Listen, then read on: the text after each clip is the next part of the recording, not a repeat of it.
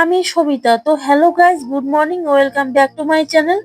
তো সেই সকাল সকাল ভোর থাকতে কাক ডাকার উঠার আগে উঠে পড়েছি।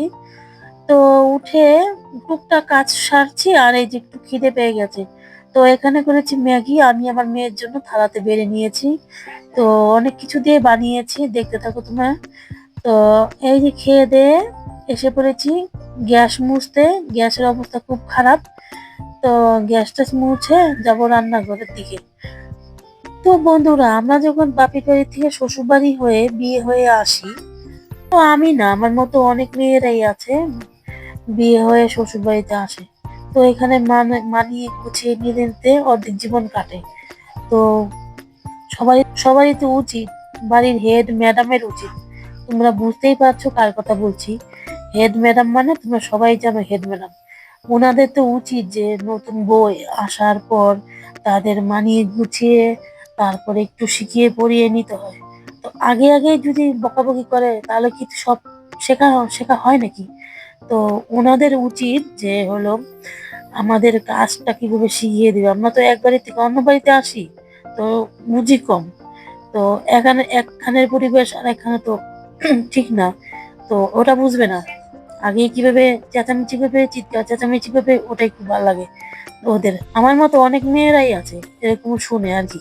দিনের শেষে সব কাজকর্ম সারি, তাও হয় না, এটা হয় না, ওটা হয় না, এটা করি না, ওটা করি না, এভাবে এভাবে হয় না, ওভাবে হয় না, রান্না ভালো হয় না, রান্না আমাদের লবণ বেশি। তো আমি বলছি তাহলে একটুই করো, তোমরাও একটু রান্না করে খাও, রান্না করে খেলে না খুব ভালো হতো। তো সেটা তো করবে না। তো কথাটা শোনাতেই হবে। আমার মতো অনেক মেয়েরই আছে এগুলো সমস্ত কথা শুনে। তো যারা প্রতিবাদ করে তো বেঁচে যায়, যারা প্রতিবাদ করে না বেঁচে যায় না। যাই হোক, অনেক কথাই বলে ফেলাম। এই যে দেখো, বর বাজার করে এনেছে। তো রাস্তায় দাঁড়িয়ে আমাকে ডাকছে, আমি ওই যে নিয়ে আসলাম সব বাজার। তো রান্না বান্না সেরে এসেছি পুজো দিতে।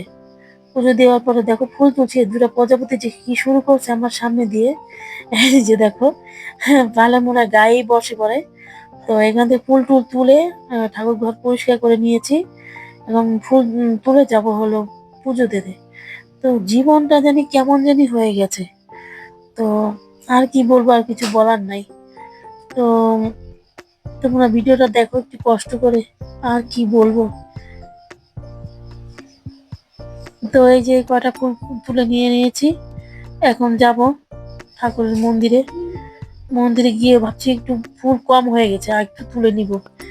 তো এই যে বললাম, যা কাজ সেই কর্ম। তো এই যে ফুলগুলো তুলে নিয়েছি।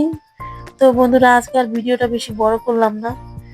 তো এখানে শেষ করছি। তোমরা সুস্থ থাকো, ভালো থাকো। আমি পুজো টুজো দিই, তো তারপরে টাটা।